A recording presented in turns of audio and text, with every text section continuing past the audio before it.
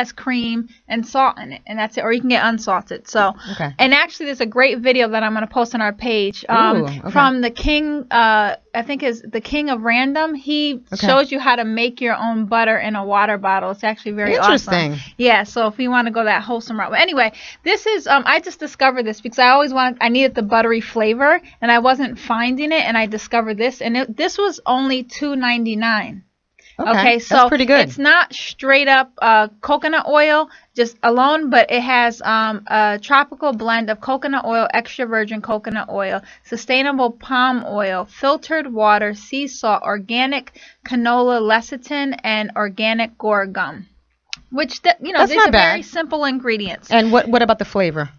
It tastes like butter. It's awesome. Dairy free. It's gluten-free and it's soy-free. And it's probably good for people who are lactose intolerant. Exactly. And like I said, $2.99 because a lot of times people can't afford to do their own coconut oil. But quickly, this is going to take me 10 seconds. 10 seconds. I'm going to post this.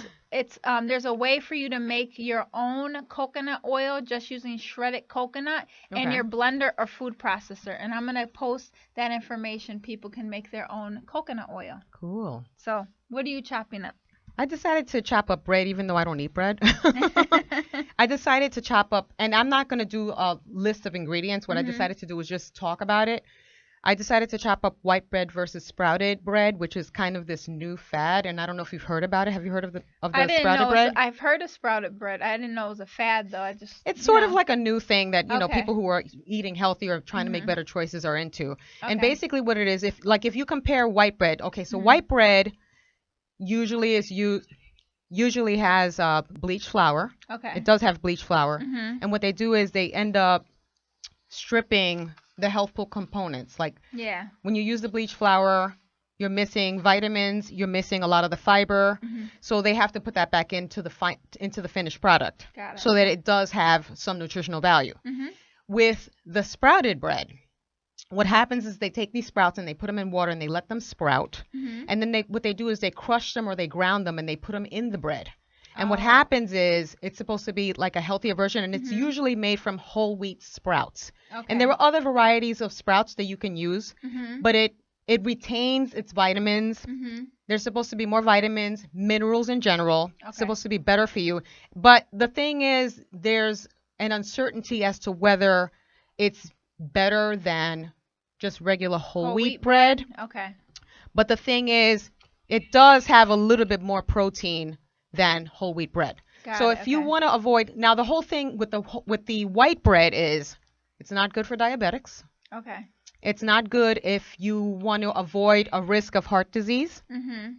So it's really good as far as the sprouted bread, you want to use that option if you're worried about those things. Oh, also type 2 diabetes. Do they have gluten-free sprouted bread? I'm not really sure about that. I don't think it's gluten-free because the gluten is going to be there. Yeah. Okay. But it's supposed to be better than regular bread. Okay.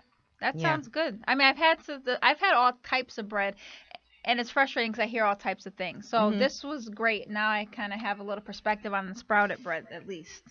So that was interesting. We're going to post that on our social networks. Up next on the menu is the ABCs of food. All right.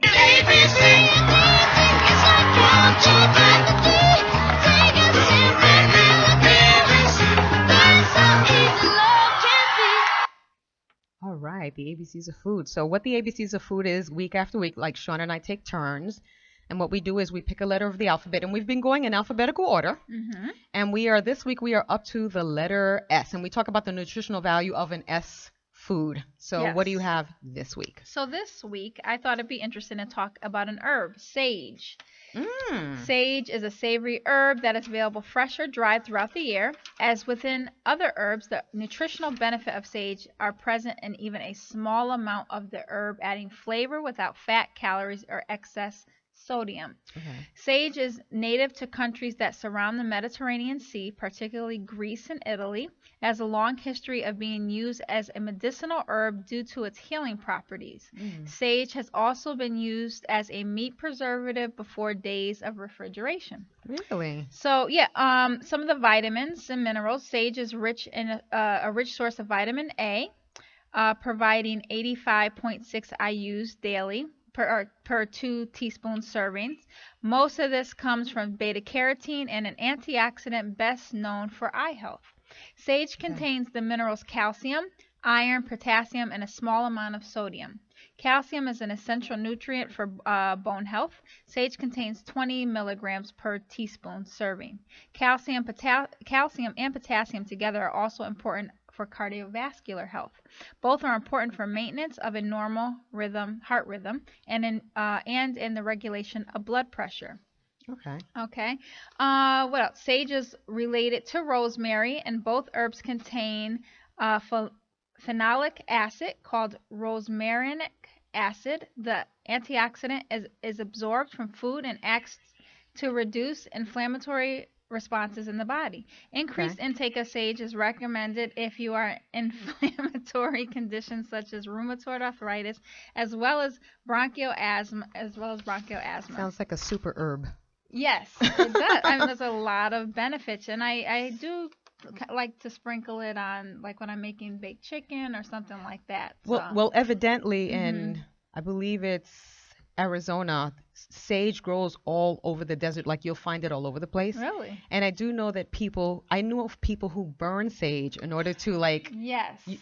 I've heard of that. I've heard in order to cleanse like spirits or whatever. Yes. So Native Americans have used it, and it's popular amongst other people as well for that reason. And it actually smells pretty good, and it's good in Thanksgiving food as well, and which is coming up next month. You can buy the bundles of sage, and you just burn it like an incense. But if you go to New Mexico or to Arizona, it's just right in the desert all over the place. Really? Now, do you use sage in any of your seasoning or any of your foods? What are some of the foods that you use it in? Turkey. It's awesome in stuffing. It's awesome if you're going to make like your own homemade sausage. Yeah. How do you make your own homemade sausage? It's a long process. If you want, I can post a recipe. You have to talk about that. Well, maybe it's a long process. About it in one of the episodes, because I think perhaps people are turned off. Like, I've learned a lot about the production of sausage, and it's really gross. You can make a really good wholesome sausage without using the innards of the animals. I think you should talk about that. That tastes like really, really good. I think using sage. Oh, really? Yes. I want to talk about that. I have a little information here on how to use sage in cooking. Whenever possible, choose fresh sage over dried for the best flavor. The leaves should be a vibrant green-gray color, free from dark spots or yellowing. Choose organic if available to reduce the chances that the herb has been eradicated, which lowers its vitamin C properties. Sage will stay fresh in the refrigerator for several days if wrapped in a damp paper towel. And it's funny because I remember my grandmother doing this and placed inside a loosely closed plastic bag. I remember seeing herbs in that preserves paper towel. Yeah, that will preserve it much longer. That sounds about right. Yep, and then you can use it in a tomato sauce, egg dishes, omelets, summer vegetable salad, bean dishes. And like you said, it's good with baked chicken and fish. So. All right, cool. Do you want to talk about donating? Yes, I do. You guys, you need to donate because we want to keep this great content on the air. It's not only our show. You have the K Thompson Live show. You have the BCS Experience. That's right. And, go to the website, www.goproradio.com, and scroll to the bottom of the page and click on the donate button and give us all your money. And we will put it to good use. We promise. Time for a break. I'm Shauna Glover. And I'm Nina Markel, and we'll be right back. We'll be right back.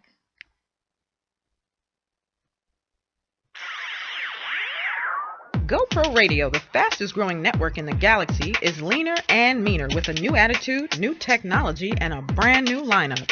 Tune in and get wired every Wednesday, starting at 5 p.m. Eastern with the BCS Experience featuring Byron C. Saunders, formerly of New York City's WBAI. Then at 6 p.m., it's the Black Agenda TV Express featuring sought-out political commentator Glenn Ford, formerly of America's Black Forum. Then at 8 p.m., it's time for K Thompson Live with the legendary radio host K Thompson of Inner City Broadcasting's WLIB and her son, renowned actor Eric Payne, who starred in such films as Spike Lee's Do the Right Thing, Drop Squad, and many more. Then at 9 p.m., it's Food Rap featuring Nina Markel, a.k.a. the unofficial mayor of Jersey City, and former Viacom marketing guru Shauna Glover. Last but not least, at 10 p.m. Eastern, it's The Sexy Party Show with the bad boy of dating Mr. Locario of I Love New York fame and his partner in crime, Miles Cunningham. So get wired every Wednesday from 5 p.m. to 10 p.m. Eastern only on the GoPro Radio Network, www.goproradio.com. Listen to the voices in your head. You're listening to content developed by the GoPro Radio Network, the fastest growing network in the galaxy. GoPro Radio Network. Listen to the voices in your head. And we are back. This is Food Rap on the GoPro Radio Network, where talk never tasted so good. I'm Nina Markel. And I'm Shauna Glover. And we're about to go to the specialty dish, but before we do, I want to tell our listeners how they can talk to us or, call in and tell us about their food stories if they have any. 646-929-1521, that's the number. And we would love to hear from you. That's right. All right, up next, the specialty dish. Oh yeah, baby. It's time for that specialty. We got some sexy noodles for you. That's what I'm saying. Yes, so the specialty dish is when Nina and I take turns making delicious food for one another to try, and then we give you that information to you, the listener, so you can try it at home. So, Nina, what do you have for us this week? Well, what I have for you, woohoo!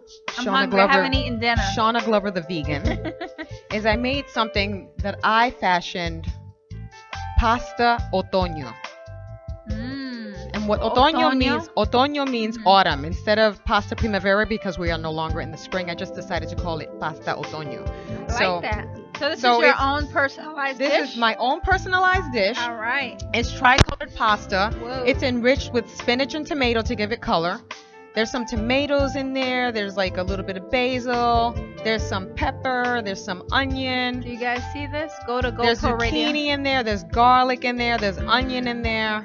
And there's some vegan cheese. Yes. That is soy-free, actually, and lactose-free. All right. Of course. Actually, the base of the cheese is arrowroot. I believe it's arrowroot. And tapioca. What do you think? It's really, really good. Yeah? I mean, the flavor is amazing. It's bursting. It's bursting with flavor. I mean, can you taste the cheese? Because I know you haven't had cheese in a long time. I tasted the cheese. I've had vegan cheese on pizza from there's a place that does the pizza with vegan cheese, and this is what it tastes like. It's really, really good. Okay. And it's a nice accent to the spices. I mean, it has it has a little kick to it, which I really like. And I put hot pepper in there. I'm tasting all the vegetables, and the noodles taste. I love the consistency of the noodles, and it's really, really good. So I mean, I need the recipe so I can make this myself. I will share the recipe on our food networks, and while we're talking on our social networks. Do I have anything in my teeth? You may have something on the side, but I don't think the camera's going to catch it. Okay. But while we're doing that, while we're talking about our social networks, I want to share them. Yes. So that people can check us out on our social networks and check out our recipes and everything that we talked about on the show. So we have a Facebook page called Food Rap, so you can like that and follow us on our Food Rap page. Then we have our Twitter. You can follow us on Twitter, and that's Food Rap Radio. Our Instagram is Food Rap, and then we also have a Pinterest and Instagram, which are both photographs. Our Pinterest is Food Rap Radio.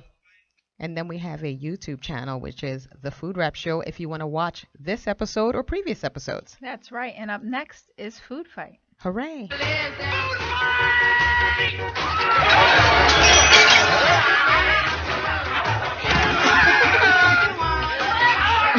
All right. Food Fight. What is Food Fight all about? Nina and I, we scour the globe to find information that will help you, the listener, be a little bit more informed about what's going on with your food, what you're putting in your mouth, what you're buying from the supermarket. And Nina, what do you have for us today?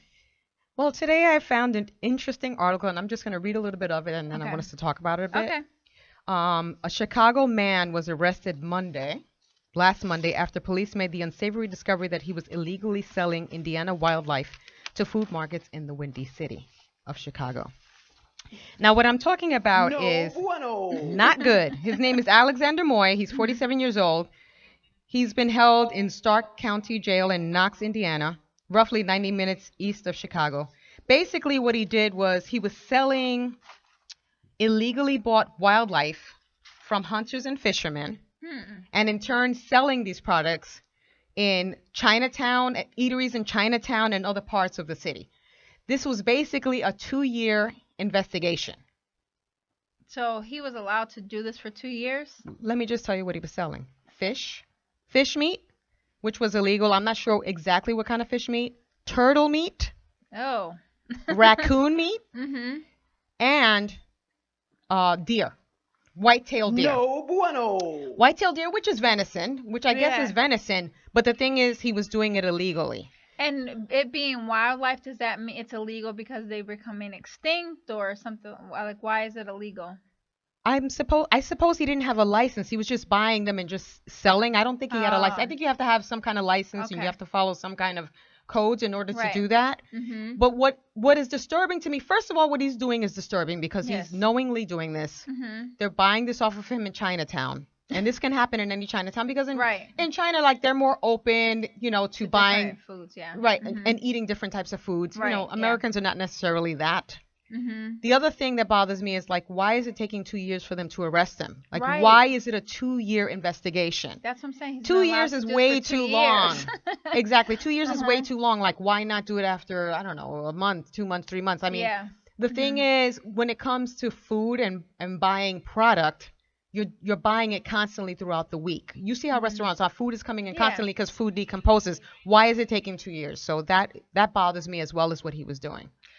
Well, not only that, I've been reading some articles about how the food is, they're passing certain types of food off as beef.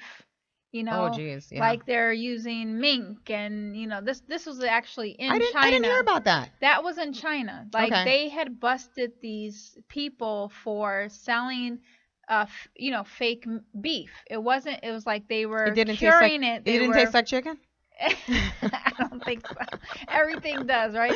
No, but it's they were cutting it a certain way to make it look like beef. So.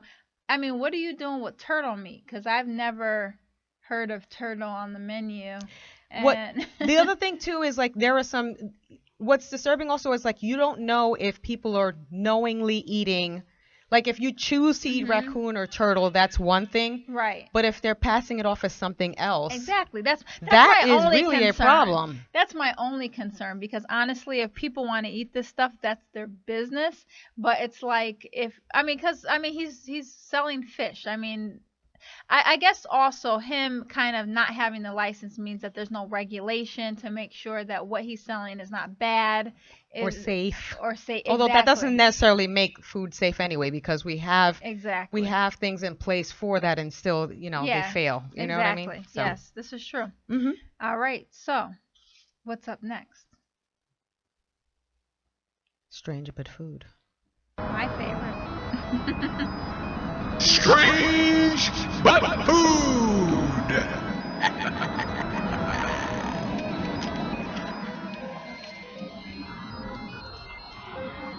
All right, it's that time again. Strange but food. Strange and food. So, again, Nina and I, we scoured the earth for the weirdest and craziest foods we can find. It's very interesting. So, Nina, what do you have this week? This week, I have tuna eyes or tuna eyeballs. Oh my God. What's disturbing about that is I don't want to see an eyeball on my plate. Right. I don't want my food looking at me. It's gross. I'll read a little bit about it. Okay. So, who wants their food staring at them, as you said? Yes. Who wants their food staring at them? The thought of eating eyeballs is a bit too deranged. You know what I mean? So, tuna eyes are filled with fatty jelly-like tissues and are often served fried with some garlic and soy sauce. That actually sounds like good seasoning. Yeah, but I just don't want to eat eyeballs. The main ingredient sounds disgusting. Well, it doesn't look very appealing. The Japanese really make use of every part of the animal, and the tuna eyes are pretty tame, tasting like fatty boiled squid. That doesn't sound good. It's really just the fact that your plate is staring at you that can be unnerving. Yeah. I hope Muhammad posted the picture of the tuna eyeballs. I'm sure he did. Gross. Our awesome Muhammad. No me gusta. So what do you have? I've had enough of the tuna eyeballs. I don't want to look at eyeballs. Bueno. All right. I don't even like fish eyeballs. Like a whole fish. Oh yeah. When like I order at a restaurant, I don't head. even want to see the eyeballs for that. No. Yeah. Much less just eyeballs. Don't want to see it. All right. So I have an interesting item. It's there's two kinds of snake wine. Snake wine from Southeast Asia. Have you ever had snake wine? Absolutely not. Okay. Well, someone in our studio has. So I'm gonna have someone in our studio has. Yes. Yeah. Well, you'll find out. Just let me read. Really? So next time you're complaining about that Chardonnay from the restaurant you've been served, you'll just be grateful that you haven't been served a glass of snake wine. The popular beverage is believed to have important restorative properties in countries including China and Vietnam. It can either be made by steeping a snake in rice wine or by mixing a snake's bodily fluids such as blood with the alcohol. No. So that's one kind, and Muhammad's posting the picture for us. No me gusta. But there's another kind of snake wine called, and this is from Japan. This is not the baby mice wine with the snake. It's in the same family. It's a different wine, Rahul. This is habushu or habu sake. It's a Japanese snake wine. Oh, gosh. This beverage has a venomous habu snake related to rattlesnakes. They freeze the snake, gut it, then put it in a bottle. It will thaw and drown once it comes to, okay? And then and basically they're removing the intestines to reduce the stench in the wine. And the venom, it has the venom and the venom and sometimes there's blood in there, but the venom is pretty much neutralized. And I wanted to get I wanted to have our lovely engineer Miss Jones kind of describe the taste because she's actually tried Japanese snake wine before. So if Miss Jones can make her way into the studio and just give us a quick recount of how this worked for her. What's up, everybody? What's up? Hey, how you doing? So listen, I had some of this snake wine and it basically tasted like jumped up rum, to be honest. It burns like something that wasn't supposed to be in there was in there. Okay. But they bought it out in like this fancy bottle, and they had like this ladle that they like spooned it into the thing, and then you're supposed to, and then they all bang on the table. What did the snake look like? It looked dead. Sounds inhumane. But apparently it was a big to-do. So anyway, I mean, it burned, and it did taste like there was something in there besides alcohol. Did you get a buzz? That's the question. Did you get a buzz? No, I mean, I felt a little dizzy for a second, but I think that was more psychological than anything else. Okay. Like the idea that, okay. So you didn't know you were going to drink it? No, what happened was there was this table next to us, and somebody was celebrating their birthday, and they was like, yeah, we just had this snake wine. We were like, well, what is that? And they were like, oh, you should try it once. I was in Hawaii when I had it. So, they bought out this bottle and it had like this dead rattlesnake at the bottom. First of all, the alcohol itself looked like dirty sewer water. Oh God, so it was delightful. But anyway, I'm gonna let you guys finish. How appealing. Well, don't try it at home.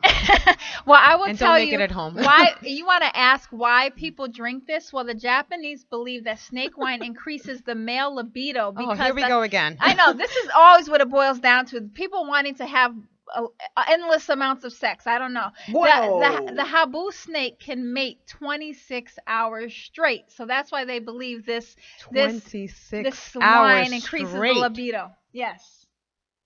Wow. Yes. I'm dumbfounded. I have no words for that. Still not trying it. Sorry. Me neither. All right. Well, we got to get ready to go to a break. I want to remind people to tune in, call in, check us out, 646-929-1521. Also, go to the website, www.goproradio.com. Click on the Watch Live button because we're going to come up. Up next is our lovely guest, and we're going to have a wonderful conversation. The lovely Kristine Schweitzer. That's right. The lovely. That's right. You're listening to Food Wrap on the GoPro Radio Network, and we'll be right back. The views and opinions expressed on GoPro Radio Network shows are solely those of the speakers and are not necessarily the views or opinions of GoPro Radio Networks, Inc. or its affiliates. These broadcasts are provided on the understanding that they do not constitute professional advice or services. Individuals who speak in these broadcasts express their own opinions, experiences, and conclusions. GoPro Radio Networks and its affiliates do not necessarily endorse or oppose any particular opinion or conclusion discussed in these broadcasts. You may not edit, modify, or redistribute these broadcasts in any way without the express permission of GoPro Radio Networks, Inc. GoPro Radio Networks assumes no liability for any of your activities in connection with these broadcasts or for your use of these broadcasts in connection with your website, computer, or playing device. You want to know the truth, folks? Do you really want to know the truth? Well, perhaps you can't handle the truth. But if you can listen to GoPro Radio. Tune in at www.goproradio.com. Now, have I made myself clear? GoPro Radio Network. Listen to the voices in your head. I know I do.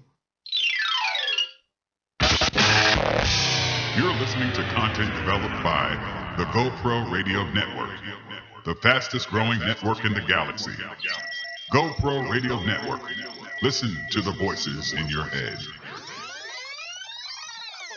All right, welcome back, ladies and gentlemen. Welcome back. I want to remind you to give us a call. You can join the conversation, 646-929-1521. And I want to let you know that we're joined by our special guest. She's a scholar of dietetics and soon to be a dietitian, Kristine, sorry, Schweitzer. Hi, ladies. Hi, Kristine. Hello, how are you? Welcome. Welcome. I'm doing great. How are you? Welcome. Fabulous. We're so happy to have you here. I'm That's so right. happy to be here. Yes. You want to tell us a little bit about yourself before we start asking you lots and lots of questions? Well, I am a student at Montclair State University studying food and nutritional sciences with a concentration in dietetics. Okay. I live here in Jersey City. Okay. And basically I love food. So I like to rap about it. Just like us. We like rapping about it as well. Very cool. So tell me, what's the difference between a dietitian and a nutritionist?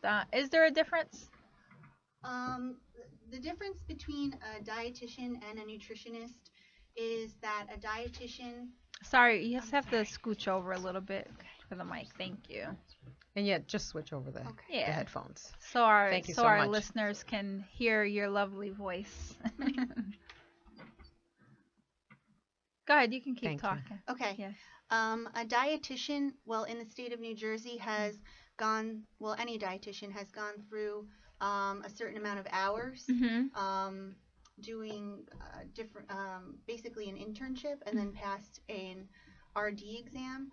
A nutritionist in New Jersey can really be anybody. Oh, really? Anybody could be a nutritionist, sure.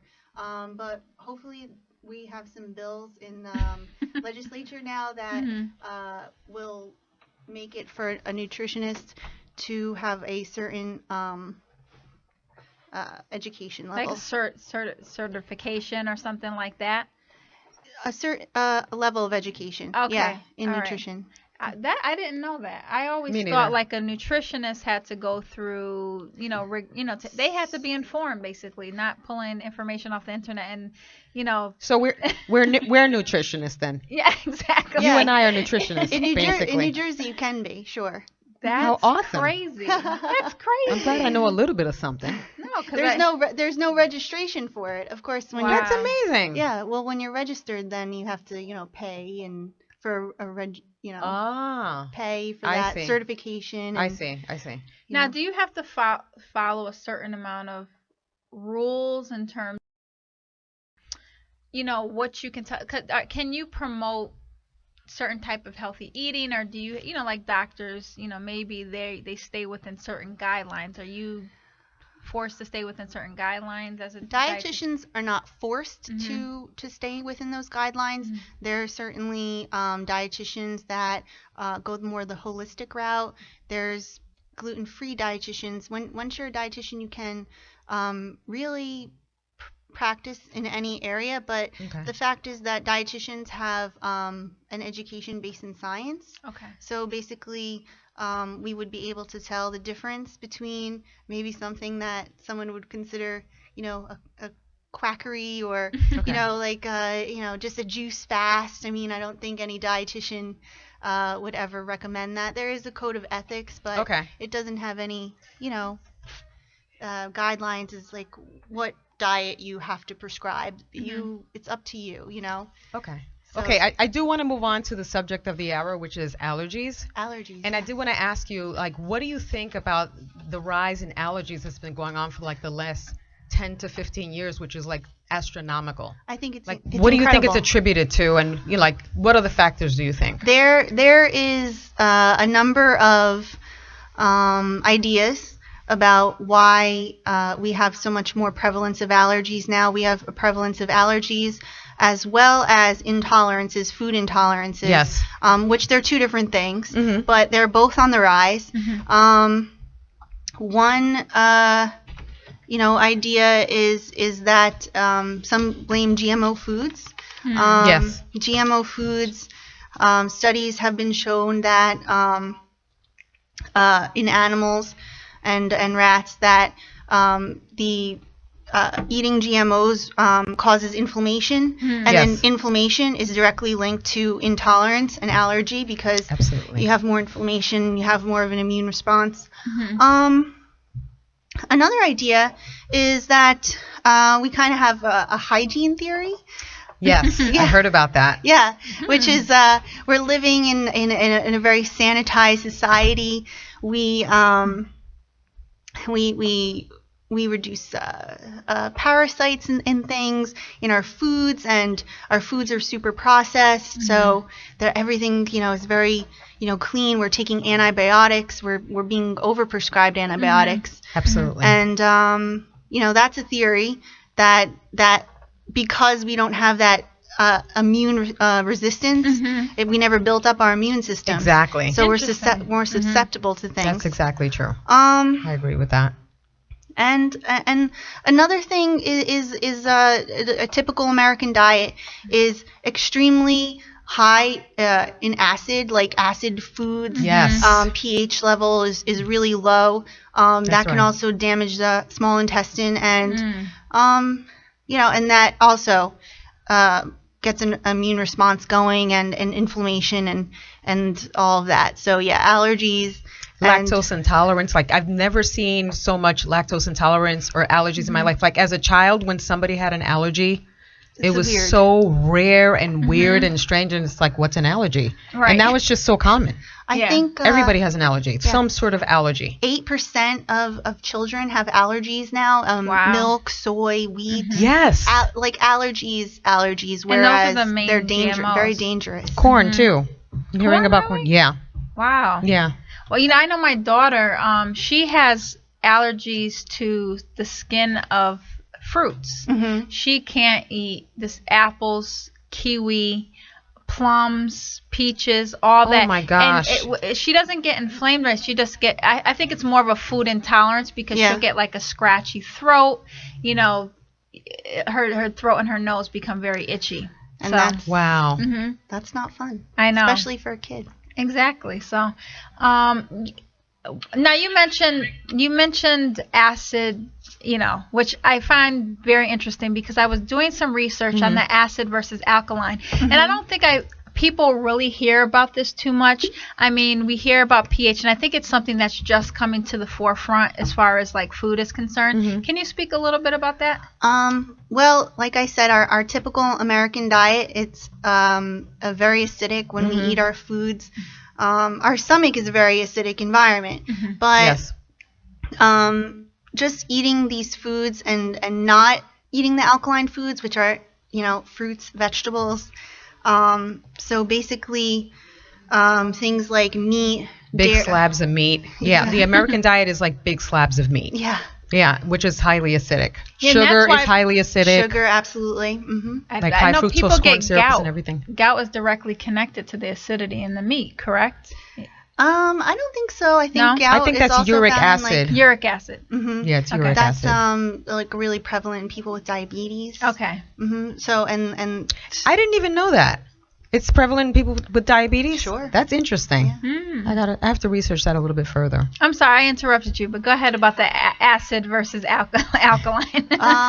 Yeah. Meats, processed foods, sugars, like Nina said, and well, I didn't know that. all of that stuff. Legumes actually are acidic too. Mm-hmm. Oh, really? Yeah, legumes are acidic. Is that a bad thing necessarily? Or? I mean, I personally, I think it's about balance. I don't know what you think. I think it's about balance. Like, you know how I eat. Yes. I do like these huge salads, and I do have animal protein, but I just have a small amount. Okay. Agreed. I don't do like big slabs of meat. You know, Right. I feel great. Barbecues. You know, yeah, all that I don't kind of do that. stuff. I don't do the Fred Flintstone thing, the Fred Flintstone diet. I'm not into that. Paleo diet. Yes, the paleo diet. Now, I'm sorry if I'm a little all over the place because the things that I'm, kind of talking about, I hear they contribute to the, allergies that people are developing. I'm hearing a new thing now, Candida. Candida. Yeah. Do you know anything about that? Well, because I've heard a lot about Candida, and it, as far as connected to the yeast buildup in our bodies, and it's connected to sugar and things like that. Yeah. So. Candida is actually not a new thing. I think the doctor that I offhand, his name escapes me, but the doctor that came up with that theory actually I believe it was in the 60s. Oh, wow. And it's had a little following throughout that, but basically it's a cleanse, and it's basically when it comes down to it, it's a sugar cleanse. And the idea that yeast or Candida albicans, which is the yeast, a certain type of yeast, feeds off of the sugar, just like when you're making bread, you put the sugar and you put the yeast in it, and that causes it to rise. Okay. So basically the idea is that we have too much Candida albicans in our body, and they're taking over, and a whole host of undesirable symptoms. Not only yeast infection in women, men can also have an overprevalence. But I mean, it is possible that people could have that, and it's also possible that maybe they should just eat less sugar. Less sugar, less bread. That would be helpful. Less processed foods. I mean, Yeah. and the thing is, it seems like from what I've read that it really actually can cause like some damage to your immune system. Yeah. And cause like a couple of different, for example, like fibromyalgia. Right. And things like that, and just like autoimmune issues. I'm hearing as a far as the connection to yeast. cancer. Absolutely. Yeah. Like people, I heard, at least, I don't know if you've heard, that people with cancer usually have an abundance of Candida in their system. Yeah. Yeah. There's something funny where all of this stuff, the sugar, the inflammation, the chronic diseases, there's some kind of connection, the allergies, the intolerances, and basically it all comes down to eating an anti-inflammatory diet that's varied, high in fruits and vegetables, and low in the acidic foods like meats and cheeses and stuff. That's why you need to eat more vegetables. Sure. Yes. Well, when we come back, I think we could talk about different types of diets that you might recommend to people to, live healthy and balanced, lifestyles. So you're listening to Shauna Glover and Nina Markel on the GoPro Radio Network. This is Food Wrap, and we'll be right back. Right back. Okay. We interrupt this broadcast to bring you a great opportunity. If you have a product or service, a talent, or something important to say, now's your chance to have your own radio show. Whether you're just starting out or a veteran looking for a professional platform to enhance your presentation, the GoPro Radio Network is the premier place to cultivate and share new and exciting content. We'll help you to grow your audience and keep it growing long after your first broadcast. Now you have a voice. Call 212-696-8562 today or visit www.goproradio.com, and you'll be amazed at how easy and affordable it is to have your own radio show on the fastest growing network in the galaxy. GoPro Radio. Listen to the voices in your head.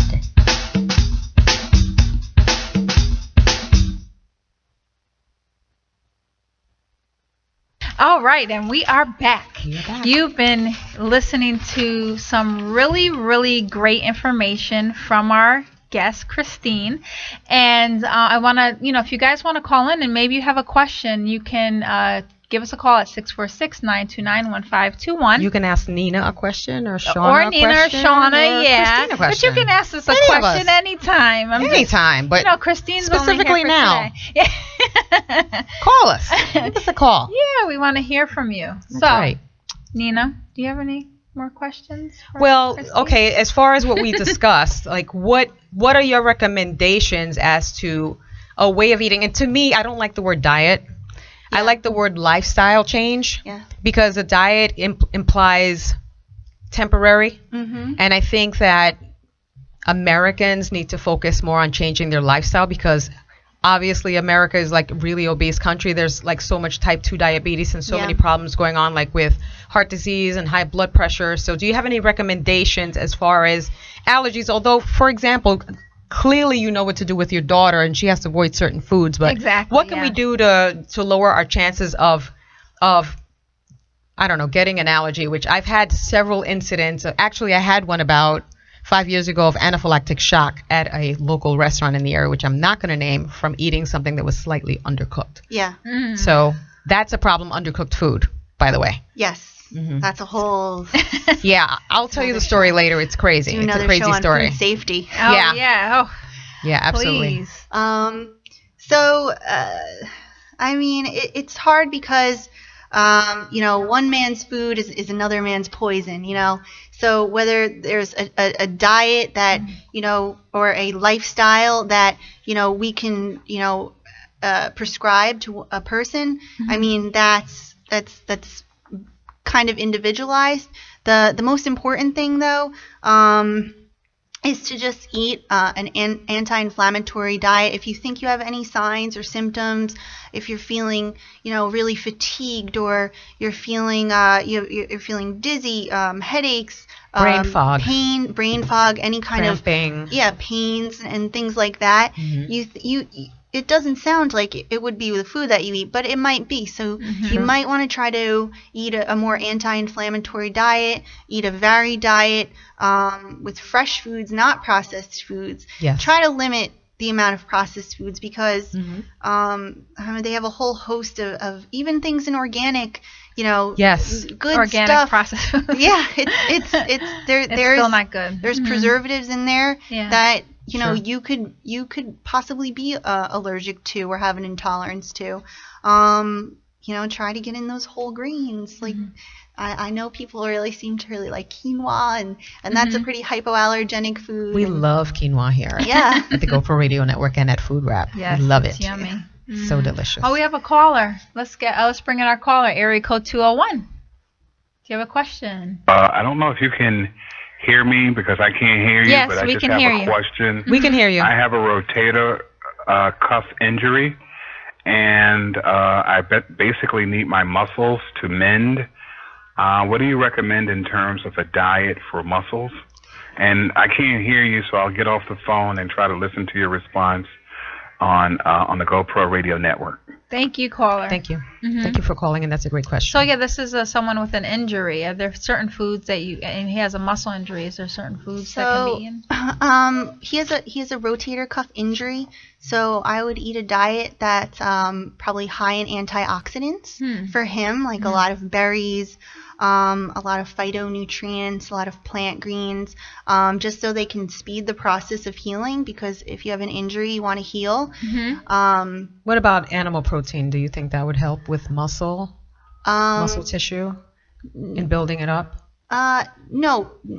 Eating protein doesn't directly build muscle tissue. Okay.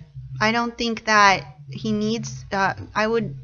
maybe try more plant proteins, more healing proteins. So, just basically try to get in all his vegetables, some antioxidant-rich foods, ginger. Give us some example of vegetables. Like, give us some specific examples. good vegetables. Yeah, like leafy greens, like collard greens. Anything that's really colorful, red, oranges, greens. They're going to be, steaming with antioxidants. So it's interesting that you say that because, I get a lot of flack because I just changed, to a vegan diet at the beginning of the year. It's just from doing a lot of research, and it's not necessarily anything, against eating animals. I actually enjoyed eating meat, but it was more of trying to be, just not liking the practices when it comes to meat and, that kind of thing. So, what are you feeling? A lot of people say that being a vegan or a vegetarian, it's not really realistic. We're more omnivorous.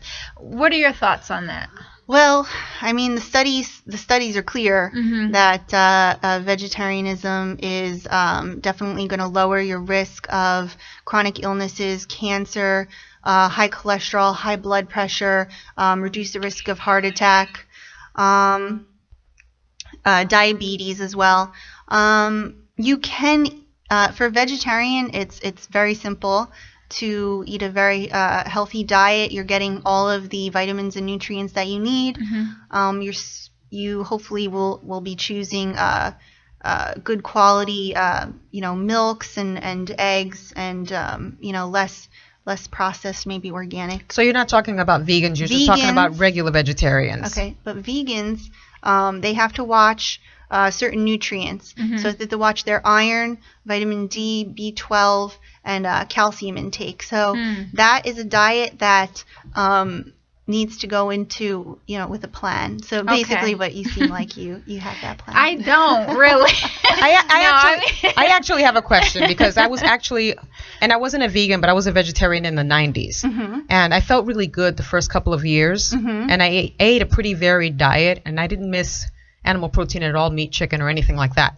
But the thing is, what I noticed was over the course of, and I did this for 5.5 years, what I noticed was that I was getting really, really small, really slim, and I was losing muscle mass. And I kept thinking to myself, that is it because the meat or the chicken is missing? And the thing is, after 5.5 years, I was feeling really tired and kind of run down. And I went back to chicken, and my muscle sort of came back. So how do you explain that? I've heard people say that.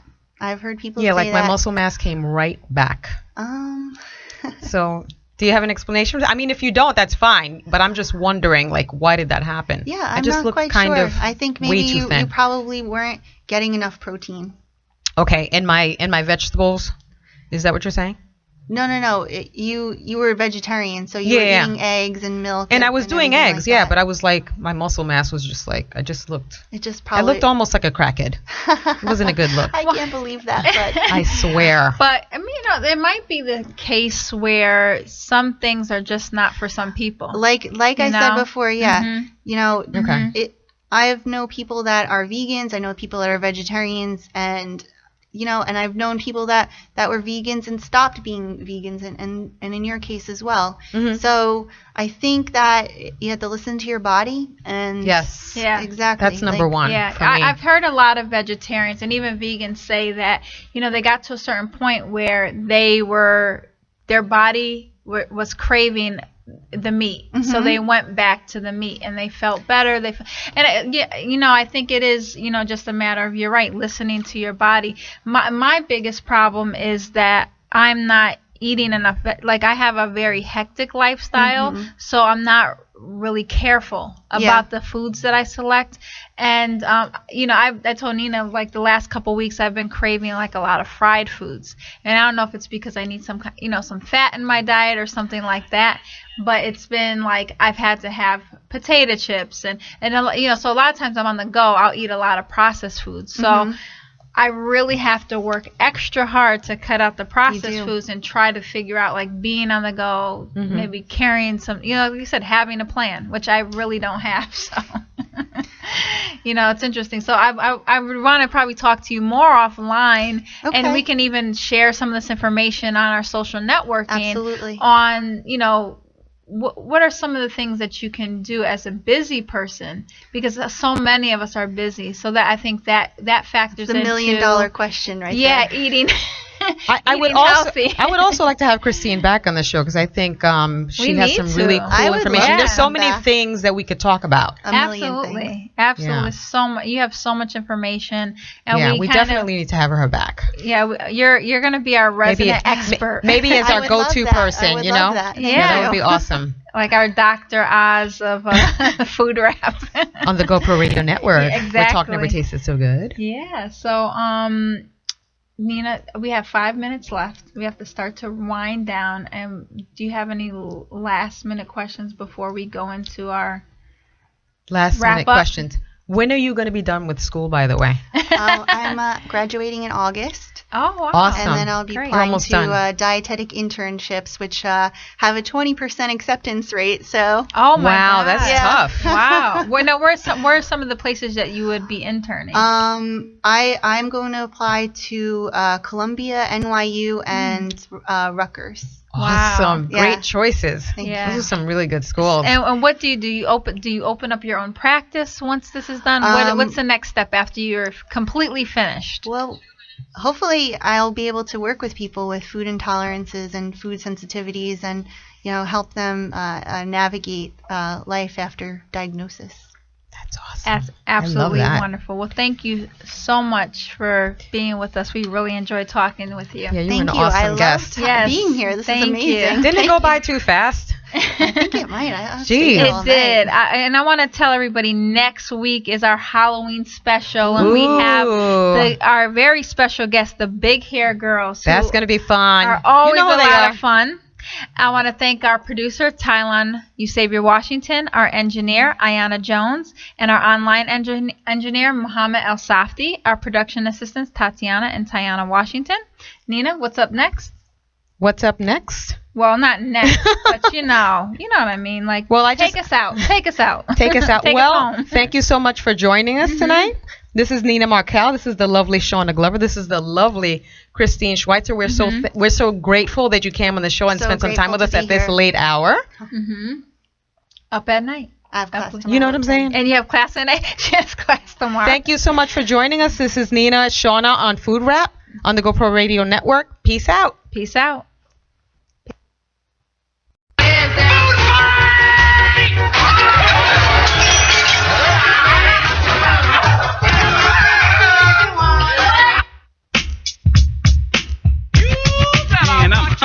Is you looking for good eating? Then stay beating the path to the network with the best. Rapper hook you up fast and keep it crispy with the 411. They feeding you right, chopping it up, dishing it out. It's tasting good, but don't bite. The recipes are sublime and info fresh off the vine. They keep you GMO free, cause you are what you eat. Now if you too busy chewing on the FAT fat wag, tune into the F to the O to the O to D food rap. Listen to the kitchen on the show with the utmost. With Nina D and Shauna G, your fly MC chef host. Food rap, food rap, food rap. It's time to eat better. I know you feel the pressure. Can I get a yes, yes, sir?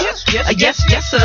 For the hot show on the block, from the street to the hood. Keep it locked. On Food Rappers Talk. Never tasted so good. Oh yeah, delicious pizzas, hamburgers, and French fries. Oh yeah, all the fast food I can eat. Oh no, I can't have that. Oh no, I'm hungry. I hear my stomach growling. It's Food Rap. Food Rap. GoPro Radio Network. Nina Markel, Shauna Glover. Let's go. That's it.